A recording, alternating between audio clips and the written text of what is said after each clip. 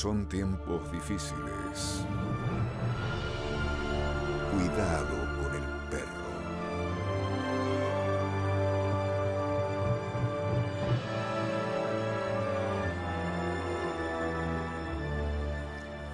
¿Qué tal? Buen encuentro a orillas de la medianoche, siempre aquí en Señal U, el canal de la Universidad Nacional de Cuyo, con la voluntad del Bobby y de todo nuestro equipo de conocer a los hacedores culturales de nuestro medio. Esta noche nos visita un joven comunicador, esencialmente poeta, muy bueno en lo suyo y bueno, sencillamente el gusto de estar con Martín Echeverría esta noche. ¿Cómo estás, Martín? ¿Cómo estás, Fito? Muy bien. Eh, Encantado de estar aquí. ¿Por qué poeta? Bueno, qué buena pregunta. Como para romper el hielo. Claro, dice, ¿qué es la poesía? Dice, lo mataba al tipo. Eh, Vengo transcurriendo desde la adolescencia, digamos, de escuchar primero a los cantores, a los letristas, escuchar a Silvio Rodríguez, por ejemplo, y asombrarme cuando decía, sueño con serpientes, la mato y aparece una mayor. La perplejidad que eso me causaba, la conmoción de no entender hasta ese momento en el lenguaje que nos habían enseñado de la prosa que podía existir otro nivel de juego. Y de a poquito, luego, mucho después, vinieron los libros y el descubrir la intención de escribir. Pero yo creo que la conmoción poética fue en ese momento, muy asociada siempre a los procesos sociales, ¿no? En ese momento, por una especie de exilio social de mi familia, estaba viviendo en Santiago de Chile y viviendo la dictadura de Pinochet. Nos fuimos en el 78 de acá y volvimos después de regreso a la democracia argentina. Y siempre acompañado de esos procesos sociales, ¿no? Siempre creo que he recorrido un camino desde lo concreto, de poetizar sobre las cosas que se pueden tocar, de la poesía concreta, a uno más sutil, un camino del hambre a las palabras, de la carne a la mañana. ¿Recordás el primer poema, siquiera así, o está difuso en tu mente? Sí, no he podido olvidarlo y me he esforzado muchísimo, mirá, por olvidarlo, pero todavía me persigue y me tortura. ¿Por qué? Y porque las primeras cosas que uno hace después se da cuenta de que fueron necesarias en su momento para animarse a seguir transitándolo, pero le da un poquito de cosita. Bastante malas, ¿vos crees? Claro, por supuesto. ¿Y qué edad tenías? Y no sé, habré tenido 15 años. ¿Y cómo seguiste, cómo preguntarte, no sistemáticamente, sí, no sé, cómo seguiste una búsqueda de enriquecimiento de palabra, finalmente, para expresar lo que estabas sintiendo? Bueno, yo creo que después hubo otro conocimiento en la carrera de comunicación de la Universidad Nacional de Cuyo, que en la época en que yo la cursé, recién nos encontrábamos con una amiga y decíamos que era en blanco y negro. Había mucho contenido del orden sociológico y también toda una área de lenguaje y de literatura. Entonces ahí empecé como a descubrir, digamos, otras herramientas y otras posibilidades del lenguaje. Pero después muy intuitivamente, digamos, ¿no? Metiéndome a la poesía, metiéndome a los poetas, leyendo poesía. ¿Qué poetas? Los primeros fueron los que estaban al alcance, ¿no? Los latinoamericanos, Neruda, Benedetti, los que eran más populares. Después por ahí fue apareciendo alguna Pizarnik, alguna Olga Orozco, bueno, poetas ya de otro orden, de otra época. Si te pregunto y te digo que me contestés sin pensarlo mucho, ¿cuál es el que te gusta más o la que te gusta más? Es difícil. yo me quedo con mi primera conmoción que me causó Neruda, ¿no? Ahora, la forma de escribir de Neruda ya ha sido, digamos, superada por los contextos y por las necesidades mismas del lenguaje, ¿no? Entonces hay otro nivel de sutileza. Pero al que más cariño le tengo por ser uno de los primeros que conmoción me produjo fue Pablo. ¿Cuántos libros, Martín? Bueno, Pez Río Luna es el tercer libro publicado. Sí. ¿Y antes? No, es el tercer libro publicado y hay otros por ahí que se están amasando, pero que todavía no terminan de cerrarse como libros, como obra. Uno tiene por ahí a veces la idea y empieza a trabajar sobre esa idea y sabe que de alguna manera va a ir hacia un libro. Y a veces pasa el proceso inverso, tiene un montón de poemas que podrían ser 1000 libros distintos, digamos, ¿no? Bien, claro. El libro en sí es una obra aparte de los poemas. Claro. ¿Y poéticamente qué querés decir? ¿Qué temas te interesan, te inquietan, te conmueven? Bueno, a mí hay algo que me conmueve mucho, que es la tensión propia de la condición humana entre lo telúrico y lo cósmico. Ese llamado que tenemos a través del sentir, de los sentidos, de lo que nos hace emocionar, que podemos ver y tocar, y ese otro llamado que a veces de muy joven, cuando te encontrás frente a una noche estrellada, te hace sospechar de la inmortalidad. Entonces a mí me interesa y he transitado y transito permanentemente esos dos caminos, ¿no? Esta cuestión de lo social, del compartir, de la afectividad, de poetizar lo cotidiano, y por otro lado, la misión poética, creo yo, de hacer sospechar a la gente que tiene un alma inmortal.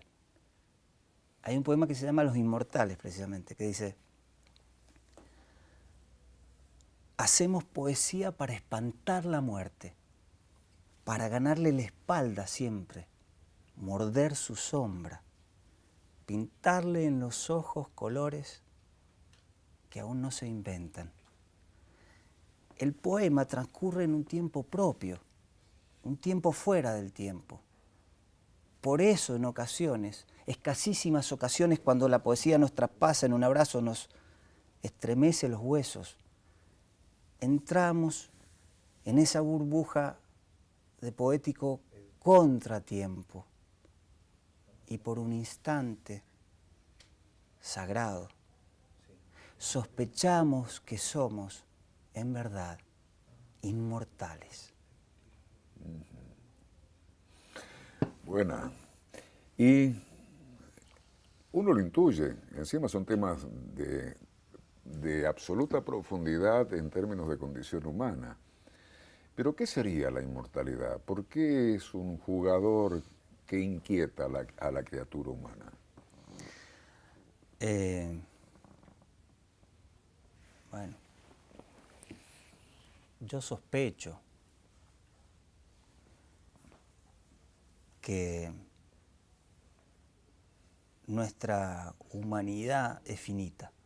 O sea, soy consciente más bien que nuestra humanidad es finita, pero que hay una condición de nuestra humanidad que permanece. Nuestra alma, pongámosle, quien quiera creer en eso, es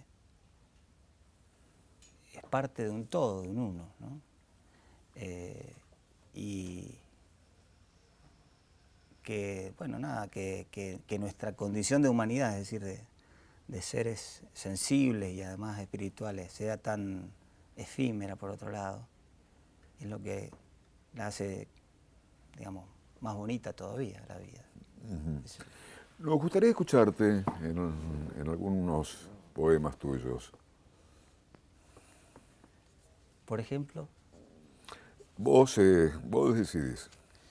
bueno, de este libro que se llama Los Invisibles, que es un librito, tuvo 2 ediciones acá en Mendoza, y que yo quiero mucho. Hay un primer poema.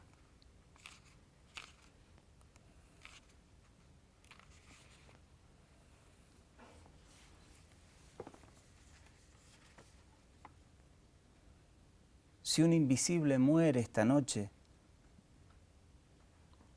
no se enterará la nieve de su cuerpo caído, ni su sangre le dibujará pájaros torcidos sobre la piel, ni su sombra asistirá al entierro, ni siquiera lo extrañará su espejo.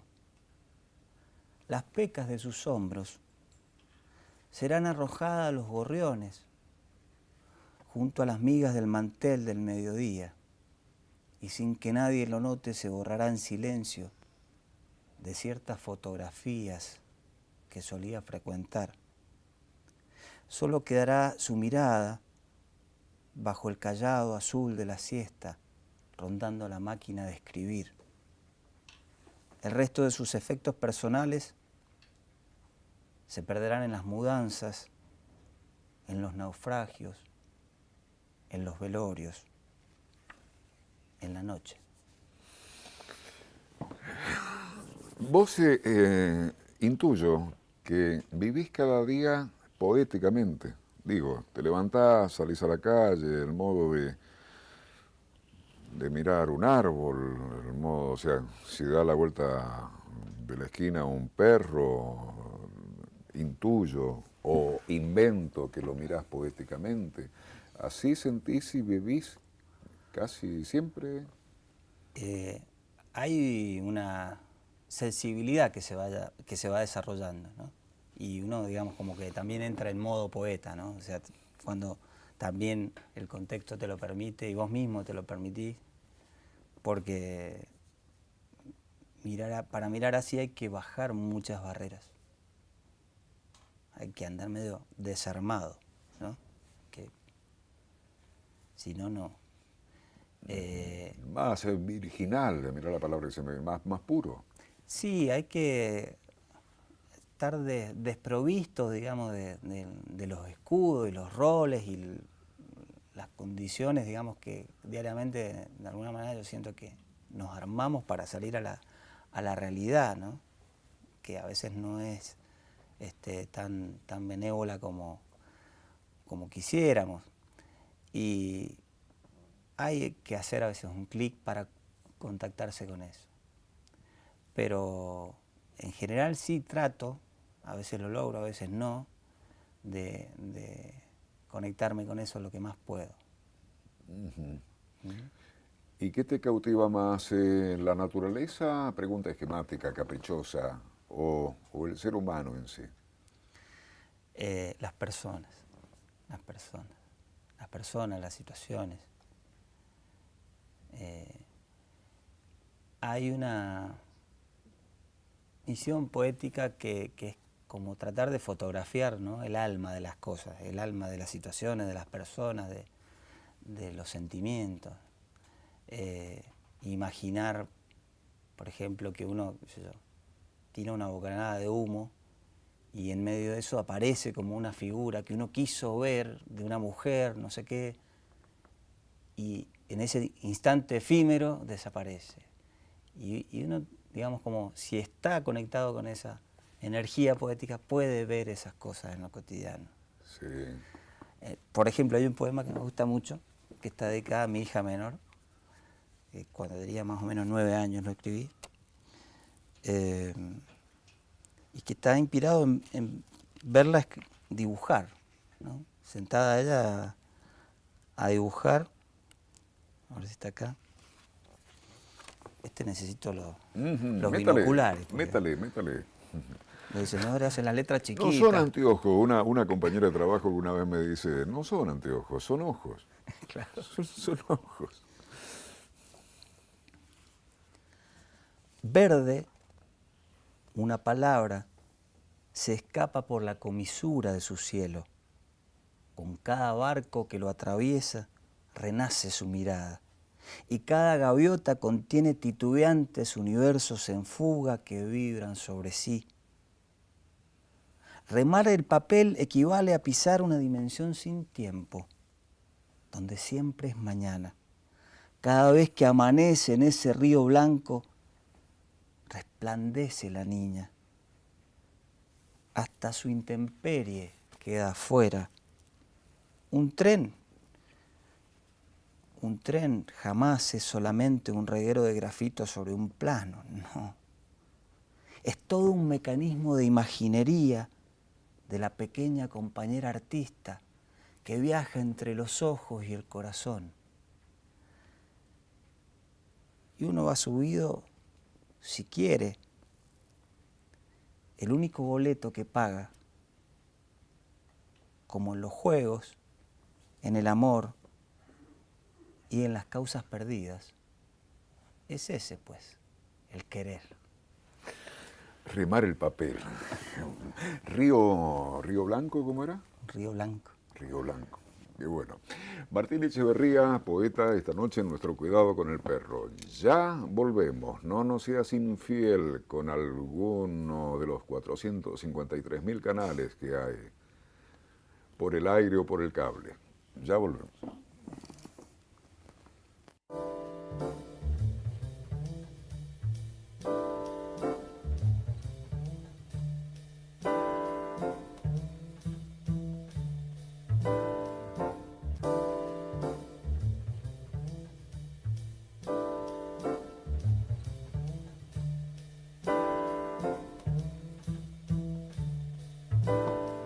Canal 30, TVA, televisión digital abierta, Canal 22, HD en la grilla de Super Canal, Cuidado con el Perro, Señal U, el canal de la Universidad Nacional de Cuyo. Martín Echeverría, PepsiCo, ¿qué? ¿Cómo es la historia? No, charlábamos en el corte que hay, bueno, esto, que hay poemas que son, qué sé yo, más sutiles, más elevados, más filosóficos, si vos querés. Pero otra, el impacto que te provoca la realidad cotidiana, ¿no? Y la realidad social que estamos viviendo. De hecho, el recital de poesía y tango que estamos haciendo se llama Vendaval por eso, porque pensamos que lo que nos pasa, lo que le pasa al mundo y en Argentina en particular es un vendaval fuerte, ¿no? Y nuestra misión artística es pararnos a cantar y a decir cosas frente a ese vendaval, ¿no? Uh-huh. Naturalmente a decir poesía y hacer arte, ¿no? No hacer un panfleto, sino hacer el mejor arte que podamos hacer en este momento. Sí, misión poética, dijiste un par de veces en el primer bloque, misión artística ahora, y lo interpreto, decime si interpreto bien, es como, me transmitís que es como un llamado, bueno, hay que hacer algo, yo hago esto. Exacto.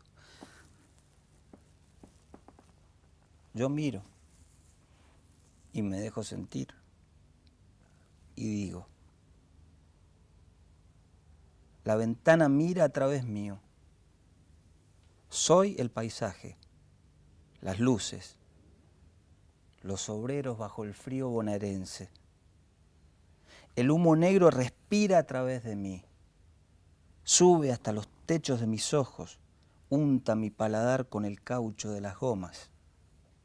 Mi corazón se estremece y apura la marcha de escudos y botas sobre los hijos de nadie, sobre las manos huecas, sobre un plato menguante en el cielo del hambre. Míos los ojos lloran pimienta en nube, la tormenta de puños oscurece lo que late. Llueven gorriones sobre el sur, gorriones sobre gorriones. Se hunden unos en otros hasta los huesos, que brillan como una estaca de sal sobre un toro herido. La ventana mira a través mío, la firma sobre el sello sobre el expediente sobre el palo sobre el despojado sobre la mesa donde sus propios pibes lo cenan, lo mastican, tragándolo a la fuerza para nunca terminar de tragarlo, tatuándolo en sus genes genes de ferroviario, de matarife, de maestro, de panadero y de poeta. La ventana mira, me atraviesa. Wow, tiene toda una tradición muy respetable la poesía del mundo, claro. Se me viene Bertolt Brecht, de hecho hicimos un programa con poesía social y Argentina ha dado, se me viene Raúl González Tuñón, varios. Es muy interesante esa herramienta poética para observar una realidad social dura, ¿no? Yo creo que la poesía es, una vez que uno entra en ese juego, en ese lenguaje, en esas puertas que abre, es una manera distinta de conocimiento, ¿no? De enfrentar, de abordar, de tocar la cuerda, diría el Fito, de tocar cuerdas que no se tocan cotidianamente. El lenguaje constituye realidad y el lenguaje constituye nuestra estructura psíquica, ¿no? Y si solo vivimos y transcurrimos en prosa, es decir, utilizando el lenguaje, digamos, con su fin utilitario, la convención de poder nombrar las cosas concretas, tenemos ciertas posibilidades. Ahora, como decía Octavio Paz, el lenguaje en poesía es, la poesía libera el sentido último del lenguaje y de los materiales. Porque decía Octavio Paz en El arco y la lira, un libro que amo. Dice, acá está el David, mármol. Y acá está la escalera, de la misma cantera, mismo lugar la sacaron, mármol. ¿Por qué usted no se emociona frente a la escalera? En cambio, si se para frente al David puede conmoverse. Porque en el David reside lo poético. Reside lo poético. El artista liberó de ese material ese lenguaje poético, ya sea en la música, en cada una de las artes, ¿no es cierto? En la plástica, en la palabra. Y entonces, retomando tu inquietud, adquirir el juego de la poesía, la posibilidad de la poesía, y luego mirar la realidad, es una forma de abordar distinta, con otros recursos, con otra posibilidad. Sí, creo entenderte. Hago una traducción torpe por mí. Pero respecto a ese poema, uno ve todo lo que contaste poéticamente, lo puede ver en la televisión o noticiero. Pero traduzco entre tantos matices conciencia, realidad más real, sensibilidad, ver al otro en la dimensión del otro, desde la conciencia y desde la piel, ¿no? Yo te seguía, te escuchaba con mucha atención y es como que uno va a ese momento de la realidad y la siente de otro modo. Creo entenderte, por el lenguaje poético, me parece. Es que el lenguaje te permite acceder a lugares que si no accedes habitualmente podés desconocer, podés pasarte una vida desconociendo esa interioridad, esos espacios interiores, y darte esa posibilidad de sensibilizarte, de estar y de conocer desde ese lugar es magnífico, ¿no?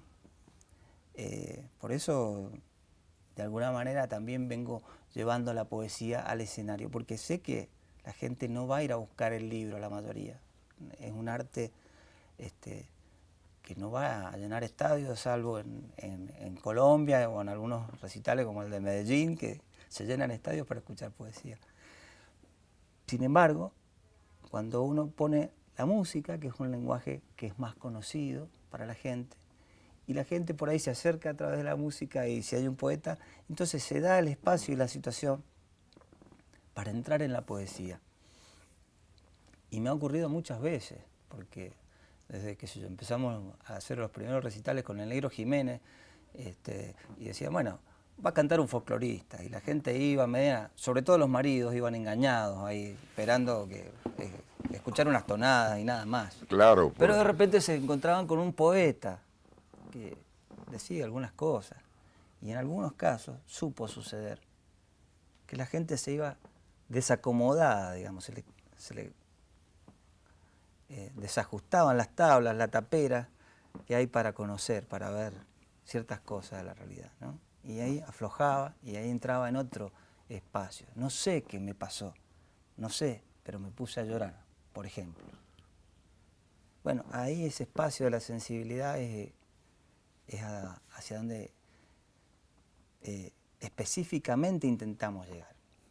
Bueno, has intentado y lo has logrado muchísimas veces este nivel de comunicación desde hace mucho tiempo o empecemos como las películas que empiezan justamente por el final. Vendaval, pero para atrás hay 15 años con esto que terminas de contar, ¿no? Pero háblanos de Vendaval. Te digo que me gustaba esta cuerda poética, subterránea, podríamos estar 3 días así, ¿no? Que además uno prejuzga que puede sentir alguien del otro lado de la pantalla, no, la poesía no garpa, la poesía, no, no entiendo bien. Si tenemos la valentía o qué sé yo de tomar los temas con profundidad absoluta, ¿no? Pero está bueno provocar en todo caso, o invitar. Mira, hay otra dimensión comunicativa. Bueno, el espacio escénico donde se puede poner la poesía y la música, ya sea como en los primeros recitales de música popular, de raíz folclórica, otros que hemos hecho incluso música clásica, y ahora este gran gustazo que nos estamos dando junto con Ricardo Riquero, que es el cantor con quien hemos construido Vendaval. Es un recital de poesía y tango, y decimos que es un acto de resistencia tangamente poético, porque nos paramos a cantar frente a esto que nos pasa y a decir poesía y hacerlo desde el lugar más artístico posible. Llegará tangamente mi muerte enamorada. Wow. Eso es lenguaje y es realidad, es sensibilidad, ¿no? Contanos más en detalle, porque seguimos en esta cuerda hiperpoética. Más convencionalmente, ¿qué músicos? Bueno, Ricardo, ¿dónde, cuándo? Ahora, el 15 de este mes de julio, domingo, vamos a presentarnos en la nave cultural, junto a Ricardo Riquero, el cantor, Quique Nomberto en piano, el Fede Chavero, su guitarra pasional, y la música de bandoneón de Gonzalo Tomé. Así que va a ser una apuesta fuerte con textos. Esto es otra cosa importante de destacar, ¿no? Que son textos contemporáneos, o sea, lo que entregamos desde la poesía son textos que fueron escritos no hace 50 años por un señor que se murió, que escribía muy bonito, sino por alguien contemporáneo, que está de alguna manera influenciado totalmente, cuando escribió eso que escribió, por lo que nos está sucediendo hoy, el año pasado, el mes pasado. Sí. Entonces, ¿tenés alguno de esos textos que podamos escuchar sí. ahora? A ver, busquemos, a ver. Ajá. Vendaval, 15 de julio, yo viste que no pueden existir los baches en un programa de televisión, así que mientras Algo vos hay que buscás, decir. yo te paso el chivo. 15 de julio, nave cultural, el espectáculo de poesía y tango en Vendaval con Ricardo, con El Fede Chavero, Gonzalo Tomé. La palabra lluvia debe ser tejida en punto arroz. Usted sabe, 2 para adelante y 1 para atrás. Los centros de mesa que se tejen con la palabra lluvia y los mates de leche tienen la virtud de agujerear el tiempo para que miremos los que fuimos un día y los que fuimos y los que fueron nos espíen achinando los ojos. No sé si a eso se le dice nostalgia o cómo, pero así me lluevo yo, y después cuelgo en la letra U las pilchas empapadas. Me lluevo para adentro, para antes me lluevo. Y ahí la palabra lluvia es mi paraguas contra la intemperie. Uno para atrás, dos para adelante, en punto arroz. Debe ser tejida la palabra. Llueve. Debe ser tejida la palabra. Llueve. ¿Qué, Martín, cómo sería o qué es, cómo se traduce visión tanguística de la vida? Nosotros empezamos a leer, y hay tanto para leer sobre el tango y la filosofía del tango, pero elegimos al filósofo más atorrante que tenemos, que es el Negro Dolina, para que esté más cercano y más comprensible. Y el Negro dice que hay una serie de temas del tango que están unificados en esta visión nostálgica, en esta preocupación por el paso del tiempo. Punto. Sí. Mira, te tiro una masa que me interesa muchísimo justo cuando estamos por ir por el bloque, porque Adriano, viste, él dijo, somos de los más originales de... Cortemos acá, dice.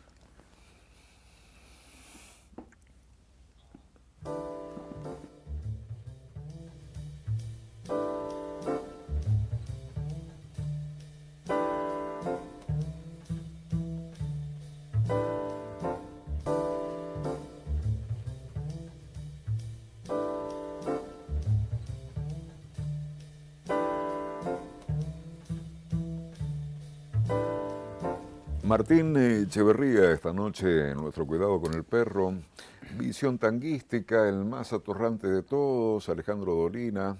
A ver, ¿cómo es la historia? Dolina dice que el tango es una colección. Dice, ¿cómo le explicaría uno a un extranjero qué es el tango? Dice, es una colección de géneros artísticos.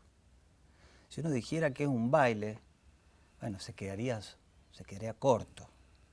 Tampoco es solamente una melodía, porque hay una poética del tango, hay una plástica del tango, pero sobre todo unificando todo es una visión tanguística de la vida que es, en definitiva, una preocupación nostálgica por el paso del tiempo. La perplejidad de un hombre que dice, por ejemplo, ¿quién se robó mi niñez? Dice el Negro, es filosofía puesta al servicio de las multitudes. Tinta roja.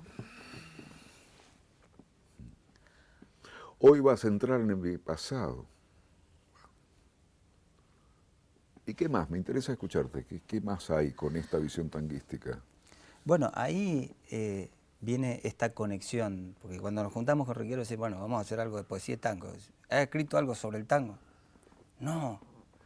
Y después cuando empezamos a ver y empezamos a leer y a indagar un poco, esta es la conexión, esta visión nostálgica y tanguística, digamos, de todo. Y está en la poesía que he escrito está permanentemente eso. Entonces desde ahí es que se enganchan y se potencian, porque pasa algo que es increíble, cómo se recargan, se resignifican la canción y la poesía. Uno puede cantar una canción y decir un poema en forma, pues, por separado, pero si lo dice uno después de el otro, se recargan, se reinventan. ¿Qué tango, por ejemplo, no sé si te quemo, no quiero decir spoilear, no me quemé la fruta, uno es clásico también, tiene nostalgia por cierto lenguaje, no me quemé la fruta, pero no sé si podés decir qué tango es este. Sí, hay una serie de tangos, digamos, que son populares, que son muy conocidos. De hecho, empieza el recital diciendo, y si aún así no entendieran qué es el tango, dice, uno puede dar la definición de la visión ostensible de lo que es el tango y decir, esto es el tango. Y ahí empieza Riquero, San Juan y Boedo Antiguo, empieza con su tangos así, que hay varios, pero otros mucho menos transitados también. Incluso hay algunas cosas que nos dimos el gusto de poner de Tejada o del Jorge Marciali, que no son tango, pero para nosotros comparten un espíritu que fue necesario traer y que nos dimos el gusto de traer. Sí. Es que el tango, no sé si hay relación, pero se me vino al toque un espectáculo en Godoy Cruz, en donde está la Orquesta Sinfónica de la Universidad Nacional de Cuyo, un grupo de cantantes, y van en un momento dado con Hay un niño, canción para un niño en la calle, de Tejada Gómez, con un arreglo maravilloso de Walter Sabatini, con versión tanguera, con arreglo tanguero. Mira. Le digo, Walter, me mataste con esto. Y sí, porque está la metáfora de la gran ciudad, si duele un niño en la calle, duele más todavía en una ciudad grandísima como Buenos Chiquilín Aires. de Bachín, por ejemplo. Claro. Uh-huh. ¿Qué otro poema, Martín?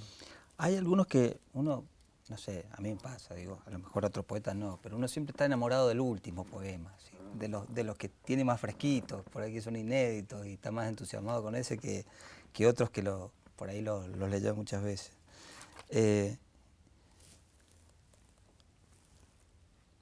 Esa palabra, pájaro, que vuela ahora sobre este vértigo, es la que picotea la palabra grito hasta que le rompe la piel y azul se derrama sobre el aire cierto maíz de la furia. Pájaro, la palabra esa, no es tan inocente, tan libertaria como pareciera tan comadre de las palabras cielo, nido, canto, no. Te mira inocente y dice jaula, propiedad, capitalismo. Con la boca cerrada dice, otros fuimos, seremos nadie. Deja caer tu nombre, dice. El abismo es una mentira. Nadie se cae para afuera. Nadie se cae para afuera y andamos dando vueltas sobre la palabra y sobre las metáforas, pájaro, bueno, libertad, Hay palabras que garpan, que tienen buena prensa. Nieve, hace unos días nevó en Mendoza y bueno, en Facebook, nieve, y alguien salió, hubo algunos mensajitos contestatarios, no sé por qué asocio esto.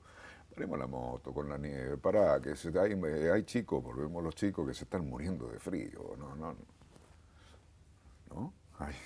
Hay caras y caras en tales o cuales palabras, según como las escuche, las diga o las mire uno, ¿no? Sí, y en qué contexto se pongan. El contexto me parece que condiciona y cambia permanentemente, vacía palabras que eran maravillosas de contenido o las vuelve líquidas o las hace desaparecer. Martín, 15 años con este asunto de mandarte a escenarios con propuestas poéticas y con músicos.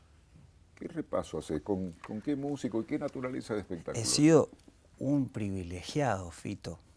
Lo que yo he disfrutado en los ensayos, además de los recitales, de la construcción con compañeros como el Negro Jiménez, que en su momento hay una banda maravillosa con Luis Martinetti, con otros músicos, que eran Los Cristalitos, que fue el primer recital. El Negro Jiménez, mirá la asociación que hago, quizá no pegue con nada, pero una suerte de Dolina folclórico menduco, es un atorrante de aquello.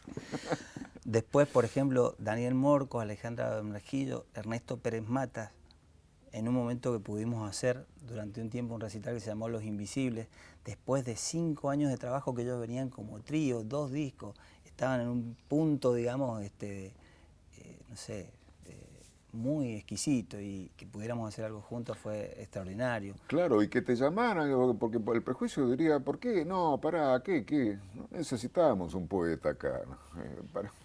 Es un aval, un mimo. Son encuentros que se dan o no se dan, que surgen desde la sensibilidad artística o no surgen.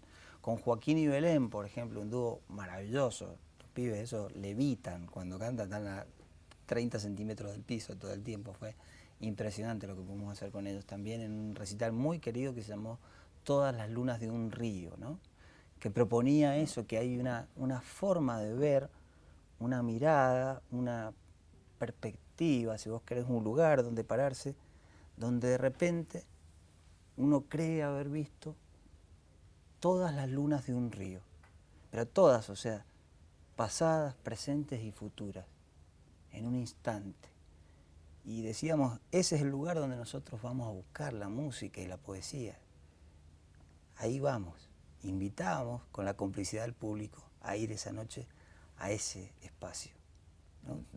Eso creo que ha sido, desde el principio, la misión, o lo que transversalmente puedo rescatar. Nunca perder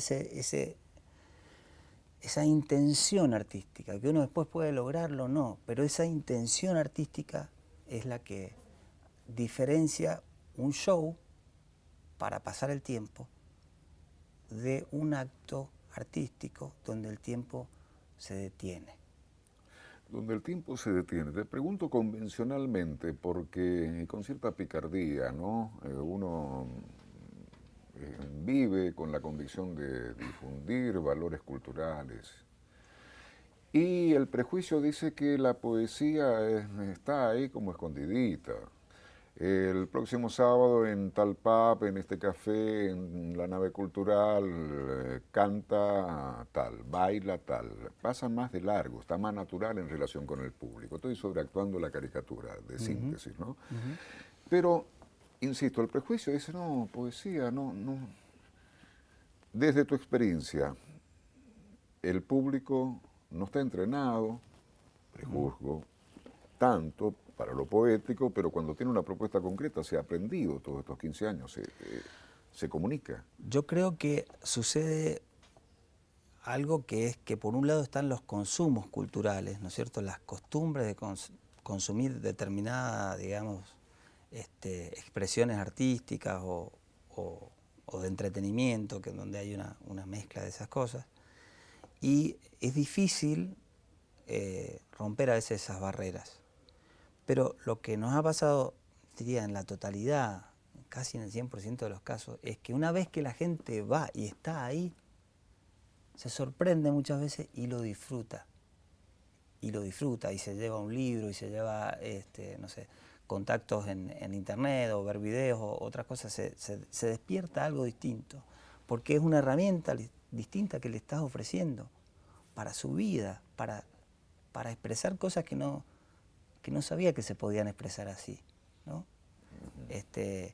Y en ese sentido está esta disyuntiva. Nosotros somos nuestros propios productores, como la mayoría de los artistas de Mendoza, y remamos por tener un pequeño espacio en los medios de comunicación que cada día lamentablemente vemos, sobre todo los diarios, tienen menos espacio, tienen espacios de espectáculo donde hablan de Shakira y Ricky Martin, pero no va a haber se remiten a la agenda solamente en el mejor de los casos, ¿no? Hay algunos medios que ni agenda cultural tienen, digamos, ¿no? Se toman esa molestia, ese trabajo. Y mucho menos crítica. ¿Cuándo fue la última vez que usted leyó, Fito, una crítica de un recital, de una obra, en un diario de Mendoza? Sí, no me pregunte porque se pone obsesivo, arrastra obsesiones y calenturas históricas, porque bien que podrían estar los diarios mendocinos, sobreactúo también, difundiendo lo más que puedan la actividad cultural mendocina, y la crítica también aporta. Crítica es bueno y malo. Exacto. Que si te tienen que tirar a matar, que te tiren a matar, y se la banca uno genérico. Pero que alguien diga, es información finalmente la crítica, que alguien diga, tal artista mendocino, el espectáculo con Martín Echeverría y músicos tiene calidad y vuelo artístico, bueno, puede sumar público. Claro. Exactamente. Es una lucha constante, y yo te diría que le dedicamos el 80% de la energía a la producción, es decir, a tratar de, digamos, crear las condiciones para llevar las cosas a ese momento, ese día, ese lugar, ese escenario, y el 20% para, digamos, lo que va a suceder en esa noche. Y lamentablemente, digo, es así, y es la única posibilidad, por lo menos que hemos descubierto hasta el momento muchos, de poder hacerlo. Y bueno, es un obstáculo que tenemos que sortear. Martín, mandate con otro poema, el que se te ocurra. El programa es tuyo. Cuando Hay, nosotros, hay un mira, poema. el Bobby tiene esa idea. Si invitamos a alguien, el programa es de ese alguien que ha venido. Hay poesía romántica también. Ajá. Que por ahí es mirada así medio por sobre el hombro. ¿Por qué? Por los otros poetas y demás. Es una cosa que está medio pasada de moda. Pero yo soy yo. Claro. Hay un poema que se llama El don de enrojecer.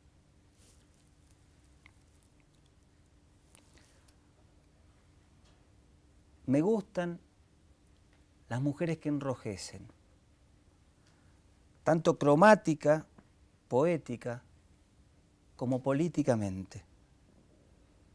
Para empezar, me gustan porque son la única prueba, digamos, contundente de que aún hay vida en este huraño corazón. No es que aborrezca a las féminas azules, grises o celestes. Es simplemente que en nada se comparan a las que tienen el don de enrojecer, que equivale nada menos que a reinventar cada mañana la utopía, multiplicar los panes y los sueños, y poner las cosas más calientes, tanto romántica, poética, como políticamente. Me gustan, sí, me gustan las mujeres que enrojecen, pues aquellas hembras que aún suelen sonrojarse son la última trinchera que nos queda en la lucha contra el neo desamor. Cuando te tornas, mi bien, del verdadero color de las estrellas, quisiera entonces tantas cosas y entre ellas ser peregrino en tu piel cuando anochece, comer tus besos uno a uno, lentamente, curar tu soledad. E incluso a veces quisiera simplemente amarte, amor, cuando enrojeces. Desamor, neoliberalismo. Me quedé con muchas imágenes, pero esa en el medio del pecho. Martín, muchas gracias por habernos aceptado la invitación. Bueno, sigue escribiendo, mijo. Gracias por darle espacio a la poesía. Yo creo que es un descubrimiento y es una dación que tenemos que prodigar. Se junta el hambre con las ganas de comer. El Bobby le mete con la poesía acá. Bueno, un gusto, hermano. Igualmente, muchas gracias. Fito. Muchas gracias a vos también. Cuidado con el perro. Que estés muy bien. Salud.